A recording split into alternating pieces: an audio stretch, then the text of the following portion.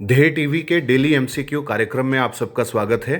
इस कार्यक्रम में हम आईएएस, पीसीएस और अन्य प्रतियोगी परीक्षाओं के बहुविकल्पीय प्रश्नों पर चर्चा करते हैं। तो आइए शुरू करते हैं आज का पहला सवाल। थैम्बैंग हेरिटेज विलेज और जीरो वैली, जिसे हाल ही में यूनेस्को की विश्व धरोहर सूची में अंतिम रूप से शामिल करने के प्रयास हो रहे हैं, कहाँ पर स्थित है? ऑप्शंस हैं ए मेघालय, बी त्रिपुरा, सी अरुणाचल प्रदेश या फिर डी मणिपुर। इसका उत्तर है सी, यानी अरुणाचल प्रदेश। थेम्बैंग अरुणाचल प्रदेश का एक ऐतिहासिक धरोहर स्थल है, जिसे राज्य सरकार ने स्टेट हेरिटेज साइट भी घोषित कर रखा है। मोनपा जनजाति का यह निवास स्थान है और यह पश्चिमी कामेंग जिले में स्थित है। थेम्बैंग के फोर्टिफाइड गांवों को वर्ष 2014 में यूनेस्को की विश्व धरोहर सूची में शामिल कराने के लिए मनोनीत किया गया था और हाल ही में अरुणाचल प्रदेश के शिक्षा मंत्री द्वारा कहा गया है कि थेम्बैंग गांव को फाइनल लिस्ट में शामिल कराने के प्रयास तेज किए गए हैं। इसके साथ ही अरुणाचल प्रदेश में स्थित जीरो वैली को भी 2014 में यूनेस्को के वर्ल्ड हेरिटेज साइट में शामिल कराने के लिए नॉमिनेट किया गया था और अब इसके लिए भी प्रयास तेज हो गए हैं। आपको बता दें कि जीरो वैली क्षेत्र अपने आपातानी ट्राइब्स के लिए भी जानी जाती है। आपातानी ट्राइब्स की महिलाओं में नोज प्लगिंग सिस्टम होता है, जिसमें वे बाहरियों यानी आउटसाइडर और जो फॉरेनर्स हैं उनके दुराचार या मिसबिहेवियर से बचने के लिए और कुरूप दिखने के लिए इस तकनीक का इस्तेमाल पारंपरिक रूप से करती रही हैं। जीरो वैली अपने फिश कम पैडी कल्चर के लिए भी प्रसिद्ध है, यानी खेत में धान उगाने और मछली पालन का काम एक साथ किया जाता है। अब बात करते हैं दूसरे सवाल की। नष्ट होते पारितंत्र की सुरक्षा के लिए हाल ही में निम्नलिखित में से किसके द्वारा पहली बार बर्ड फेस्टिवल आयोजित किया गया है? ऑप्शंस हैं ए नेलांग घाटी क्षेत्र, बी लद्दाख, सी जीरो वैली क्षेत्र या फिर डी स्पीति वैली क्षेत्र। इसका उत्तर है बी। व्याख्या की बात करते हैं। नष्ट होते पारितंत्र की सुरक्षा के लिए लद्दाख द्वारा अपना पहला बर्ड फेस्टिवल हाल ही में आयोजित किया गया है। इसे आज़ादी के अमृत महोत्सव के भाग के रूप में किया गया है। भारत सरकार के पर्यावरण मंत्रालय के सिक्योर हिमालय प्रोजेक्ट के तहत लद्दाख ने इस बर्ड फेस्टिवल को आयोजित किया है। लद्दाख में पक्षियों की करीब 350 प्रजातियां हैं, जो उसकी समृद्ध जैव विविधता का सूचक हैं। आपको इस बात की जानकारी तो होगी ही कि हाल ही में लद्दाख ने काली गर्दन वाले सारस यानी ब्लैक नेक्ड क्रेन को अपना स्टेट बर्ड यानी राज्य पक्षी घोषित किया था और काले गर्दन वाले सारस को ट्रंग ट्रंग कार्मो के नाम से भी जानते हैं। इनका वैज्ञानिक नाम ग्रस नाइग्रिकोलिस है और ये मुख्य रूप से तिब्बतन प्लेट्यू और ऊंचाई वाले स्थानों पर रहते हैं और इसलिए ये भारत के हिमालयी क्षेत्रों में भी देखे जाते हैं। इसके अलावा इनकी एक छोटी आबादी भूटान, लद्दाख, अरुणाचल प्रदेश और कश्मीर में भी पाई जाती है। अब बात करते हैं तीसरे सवाल की। निम्नलिखित में से किस अंतर्राष्ट्रीय संगठन ने हाल ही में जैव विविधता संरक्षण की दिशा में ज्ञान और जागरूकता को बढ़ावा देने और प्रजातियों की निगरानी यानी स्पीसीज मॉनिटरिंग के लिए EDNA इनिशिएटिव को लॉन्च किया है?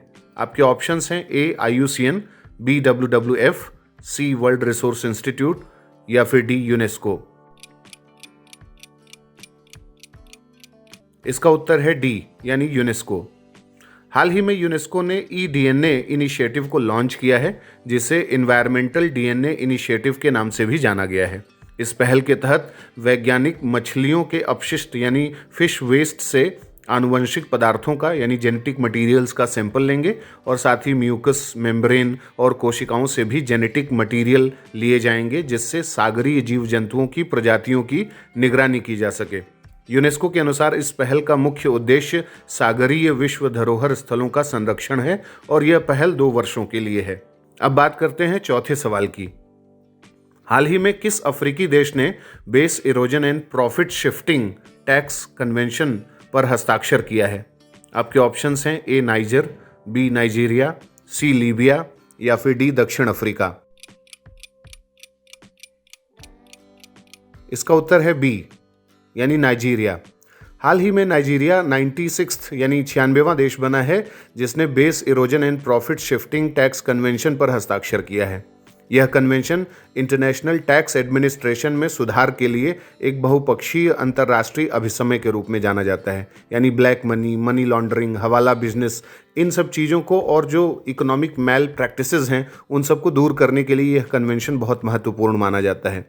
भारत भी आधार क्षरण एवं लाभ हस्तांतरण यानी base erosion and profit shifting को रोकने के लिए अंतर्राष्ट्रीय समझौते की पुष्टि कर चुका है और इसका मुख्य उद्देश्य कंपनियों को अपने लाभ को देश से बाहर ले जाने और देश की सरकार को कर राजस्व से वंचित करने से रोकना है। अब बात करते हैं आज के 5वें और अंतिम सवाल की। दक्षिण चीन सागर के संदर्भ में निम्नलिखित कथनों पर विचार करें। पहला, यह प्रशांत महासागर का एक अति महत्वपूर्ण भाग है। दूसरा, दक्षिण चीन सागर विवाद चीन और दक्षिण पूर्वी एशियाई देशों के बीच है। और तीसरा, इसे 9 डैश लाइन विवाद के नाम से भी जानते हैं। उपरोक्त में से कौन से कथन सत्य हैं? ए केवल 1 और 2, बी 2 और 3, सी 1 और 3 या फिर डी 1, 2 और 3। इसका उत्तर है डी। हाल ही में भारत आसियान के 18वें वार्षिक समिट में दोनों पक्षों ने एक स्थिर, शांतिपूर्ण और समृद्ध दक्षिण चीन सागर की दिशा में काम करने की घोषणा की है।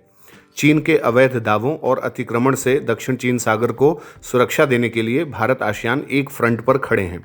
चीन की निगाह इस सागर पर कई कारणों से है। दक्षिण चीन सागर में 11 बिलियन बैरल प्राकृतिक तेल और 190 ट्रिलियन क्यूबिक फीट प्राकृतिक गैस के भंडार हैं, जिसके 280 ट्रिलियन क्यूबिक फीट तक होने की संभावना भी व्यक्त की गई है। प्रतिवर्ष $5 ट्रिलियन मूल्य का इंटरनेशनल ट्रेड इस क्षेत्र से होता है और विश्व में मछलियों के कारोबार का लगभग 55% हिस्सा या तो दक्षिण चीन सागर से गुजरता है या वहां पाया जाता है। इसलिए चीन, फिलीपींस और ताइवान के बीच स्कारबोरफ शोल नामक मत्स्य संसाधन बहुल क्षेत्र को लेकर दक्षिण चीन सागर में विवाद है। दक्षिण चीन सागर विवाद दुनिया के सबसे बड़े महासागरीय विवाद के रूप में जाना जाता है। प्रशांत महासागर के भाग के रूप में दक्षिण चीन सागर को लेकर चीन, Vietnam, Indonesia, Malaysia, Brunei Darussalam, Philippines और ताइवान के मध्य विवाद हैं। मूल विवाद की जड़ है दक्षिण चीन सागर में स्थित स्पार्टली और पारासेल द्वीप। चीन ने दक्षिण पूर्वी एशियाई देशों के अनन्य आर्थिक क्षेत्र यानी एक्सक्लूसिव इकोनॉमिक जोन में अतिक्रमण कर वहां अपनी संप्रभुता के दावों के लिए 9 स्थानों पर डैश या चिन्ह लगाकर इस विवाद को बढ़ा दिया। इसीलिए इस विवाद को 9 डैश लाइन विवाद भी कहते हैं। चीन का 9 dash line United Nations convention on the law of the sea 1982 के एक्सक्लूसिव इकोनॉमिक जोन की मान्यता का खंडन करता है। चीन की निगाह दक्षिण पूर्वी एशियाई देशों के EEZ और साउथ चाइना सी के द्वीपों में पाए जाने वाले प्राकृतिक संसाधनों, प्राकृतिक तेल, गैस, मत्स्य संसाधनों पर है। इसलिए हाल में स्पार्टले और पारासेल के अलावा चीन और वियतनाम के बीच वैनगार्ड बैंक, चीन फिलीपींस के बीच रीड बैंक और मलेशिया के साथ लुकोनिया शोल को लेकर विवाद हुआ। तो ये था हमारा डेली MCQ कार्यक्रम। आपके कितने सवाल सही हुए, कितने गलत हुए, आपको इन प्रश्नों की प्रकृति कितनी उपयोगी लग रही है, इन सब के बारे में आप हमें कमेंट बॉक्स में बता सकते हैं। आप हमारे इस चैनल को सब्सक्राइब करें, इसे शेयर करें और जो एक स्वस्थ नॉलेज कल्चर है उसके प्रसार में अपना योगदान दें। अगले प्रोग्राम के साथ जल्द ही हाजिर होंगे। इजाज़त दीजिए। नमस्कार।